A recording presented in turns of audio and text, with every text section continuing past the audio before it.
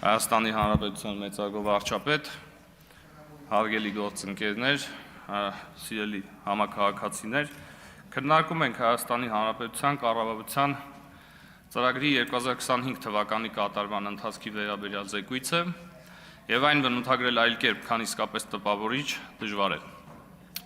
2 օր առաջ Հայաստանի Հանրապետության վարչապետը մոտ 1.5 ժամ տևած իր ելույթում անդրադարձավ զեկույցում տեղ գտած ամենակարևոր ցուցանիշներին։ Նշված ելույթը լի էր բազմաթիվ վիճակագրական տվյալներով եւ ներկայացված տեղեկությունն իսկապես անչափ իրազեկող էր եւ հետաքրքիր։ Հատկանշական է, որ տարբեր վիճակագրական տվյալներ ներկայացնելիս վարչապետը հաճախ համեմատականներ էր տանում 2017 թվականի դրությամբ տվյալ ոլորտին առնչվող ցուցանիշների եւ 2025 թվականի նույն ցուցանիշների միջև, ինչն ամբողջովին տրամաբանական է, որովհետեւ այդպիսով առավել ակնառու են դառնում հեղափոխության բերած բարեփոխումների մասշտաբները։ Հարգելի գործընկերներ,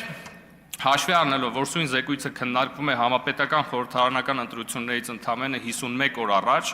եւ որ ըստ այդմ դժվար է գերագնահատել այս փաստաթղթի նախընտրական նշանակությունն ու կարևորությունը,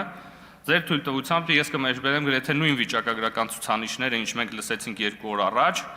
այս ամբիոնից, միայն թե այս անգամ այդ թվերը դնելով համեմատության մեջ ոչ թե 2017 թվականի ցուցանիշների հետ, այլ նախկինների կողմից նույն ժամանակահատվածի կառավարման ցուցանիշների հետ։ Ինչու, որովհետև փաստ է, որ գալիք խորհրդարանական ընտրություններին մեր քաղաքացիները պիտի ընտրություն կատարեն նախկինների եւ ներկաների միջև, եւ հետեւաբար բացի սուր քաղաքական նախկին ներկա հաճախ անձնական վիրավորանքների հասնող խոսույթից, որը հաճախ կարող է լինել ավելի մոլորեցնող, քան կողմնորոշող, անհրաժեշտ է համեմատությունը տանել վիճակագրության տեսքով, որն իմ կարծիքով առավել ակնառու է դարձնում իրական պատկերը։ Այսպիսով, հաշվի առնելով, որ գալիք ընտրություններին նախկինները մասնակցում են պատերազմի եռագլուխ կուսակցության ձևաչափով, ցաքուցրիվ ցրված լինելով այդ երեք քաղաքական ուժերի միջև, առաջարկում եմ 2018-ից 25 թվականների ցուցանիշները համեմատել 2010-ից 17 թվականի ցուցանիշների հետ, որպես նույն տևողության երկու տարբեր կառավարությունների, նախկինների եւ ներկաների կառավարման ժամանակահատված։ Եվ ըստ այդմ հետևություն անել, թե ինչ ընտրության առջև ենք կանգնած լինելու գալիք խորհրդարանական ընտրություններին։ Խնդրում եմ նաեւ հաշվի առնել, որ մեր կառավարման տարիներին բաժին ընկած երկու աղետալի ճգնաժամերը՝ համավարակն ու պատերազմը։ Եվ այսպես, ինչպես այդ արդեն նշվեց, 2018-ից 25 թվականներին Հայաստանի Հանրապետության ՀՆԱ-ն միջին աճը կազմել է 5.8%։ Նույն ժամանակահատվածի, այսինքն 10-ից 17 թվերի միջին վիճակագրական միջին ՀՆԱ աճը կազմել է 3.9%, այսինքն գրեթե 1.5 անգամ պակաս։ Եթե հանում ենք կոവിഡ് եւ պատերազմի տարիները եւ վերցնում ենք 21-ից 25 թվականները համեմատելով 12-ից 17-ի հետ, տարբերությունը դառնում է գրեթե 2 անգամ, 7.9 եւ 4.2։ 2010-ից 2017 թվականներին Հայաստանի Հանրապետությունում նոր աշխատատեղերի գրանցման թիվը կազմում է 100,000, միջին տարեկան աճ 12,500։ Նույն ժամանակահատվածում մեր կառավարման տարիներին այս թիվը կազմել է 280,000, միջին տարեկան աճ 35,000, այսինքն 3 անգամ ավել, 3 անգամ։ 2010-ից 17 թվականներին Հայաստանի Հանրապետությունում կառուցվել է 1800 կիլոմետր ճանապարհ։ 2018-ից 25 թվականներին Հայաստանի Հանրապետությունում կառուցվել է 4735 կիլոմետր ճանապարհ, 2.6 անգամ ավել։ 2010-ից 17 թվականին ուշադրություն Հայաստանի Հանրապետությունում 0-ից կառուցվել է ընդամենը 18 դպրոց։ Վերանորոգվել կամ հիմնանորոգվել են 170-ը, ավելի ճիշտ վերանորոգվել։ Ինչպես արդեն գիտեք, այս տարվա վերջ Հայաստանի Հանրապետության նոր կառուցված դպրոցների թիվը անցնելու է 300-ը։ Ընդ որում հատկանշական է, որ դպրոցաշինության համար ծախսված գումարները իրականում այս տարբերությունը չունեն, ընդամենը 4-ից 5 անգամ է տարբերությունը, ինչը նշանակում է, որ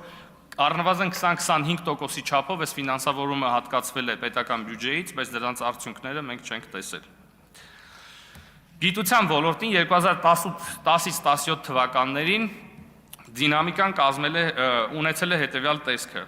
10 թվականի դրությամբ 8.4 միլիարդ, 17 թվականի դրությամբ 14.3 միլիարդ, աճը 70%։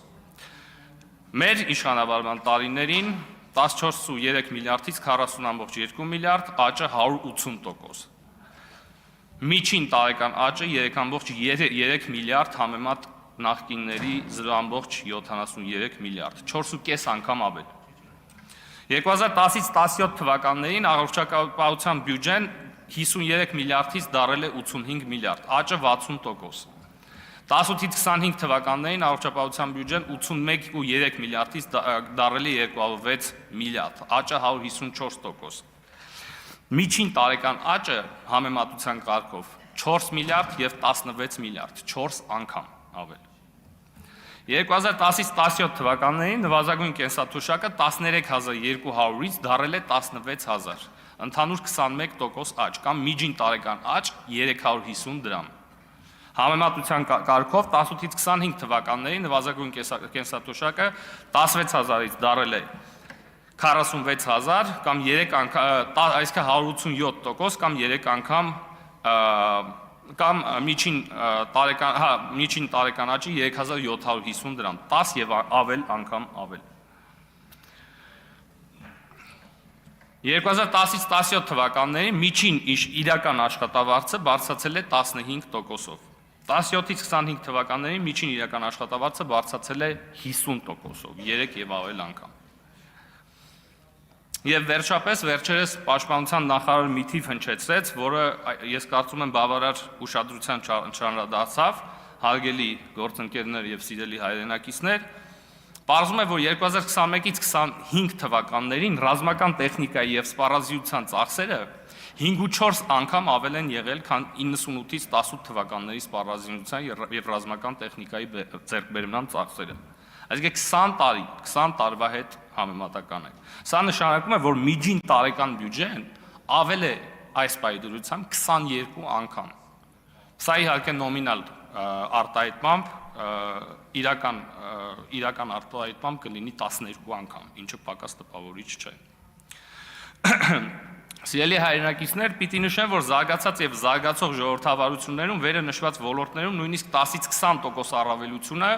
մեկ քաղաքական ուժի մյուսի նկատմամբ ունենում է վճռորոշ նշանակություն ընտրությունների արդյունքների վրա։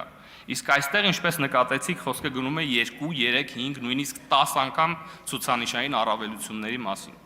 Բայց ի վերջո ինչ են մեզ ասում այս թվերը։ Այս թվերը մեզ ասում են, որ եթե գալիք ընտրություններին քվեարկեք եռագլուխ պատերազմի կուսակցության, այն է Սամվել Կարապետյանի, Ռոբերտ Քոչարյանի կամ Գագիկ Ծառուկյանի ղեկավարած քաղաքական ուժերից եւ որևէ մեկի օգտին, ապա Հայաստանի տնտեսությունը կաճի մոտ 1.5-ից 2 անգամ ավելի դանդաղ տեմպերով։ Հայաստանում աշխատատեղերի ավելացման աճի տեմպը 3 անգամ կընկնի։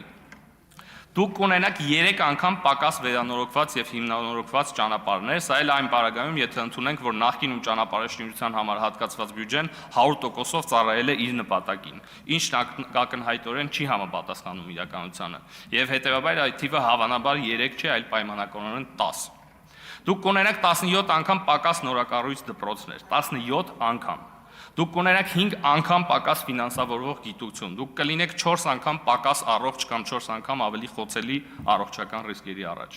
Դուք կունենաք 10 անգամ ավելի խոցելի սոցիալական անապահով բնակչություն։ Կստանաք 3 անգամ պակաս աշխատավարձ, կլինեք առնվազն 12 անգամ պակաս զինված եւ պակաս ուժեղ։ Դուք կլինեք 100%-ով պակաս խաղաղ, որովհետև ի թիվս վերը թվարկած բարիքների ճակերտների մեջ պատերազմի եռագլուխ կուսակցությունը խոստանում է մեզ բերել պատերազմ կամ պատերազմի անվերջանալի շարունակականություն։ Եվ վերջապես դուք կդադարեք լինել այս երկրի տերը, որովհետև ձեզանից կգողանան ձեր իշխանություն ձևավորելու իրավունքը Հայաստանը վերադարձնելով ընտրակեղծարարության դարաշրջան։ Նրանք նույնիսկ ընդդիմության կարգավիճակում են փորձեր անում մեր քաղաքացիներին առուծախի առարկա դարձնել, դժվար չէ պատկերացնել իշխանության գալով ինչ դեր կվերապահեն ժողովրդին։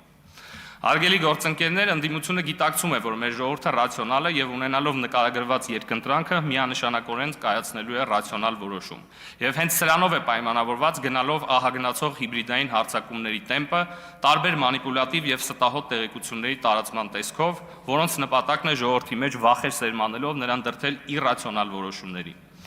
Այստեղ ես պիտի ընդամենը 30 վայրկյան։ Այստեղ ես պիտի ընդամենը հերթական անգամ արձանագրեմ, որ նրանք այդպես էլ չճանաչեցին մեր քաղաքացիներին եւ իսկապես չեն պատկերացնում, թե ինչ սուբյեկտի հետ գործ ունեն։ Իսկ դրա պատասխանը նրանք կստանան հուլիսի 7-ին, երբ մենք բոլորս միասին կգնանք ընտրատեղամասեր եւ տեր կկանգնենք մեր բարեկեցիկ ապագային, մեր պետականությանը, մեր խաղաղությանը եւ մեր ազատ եւ երջանիկ Հայաստանին։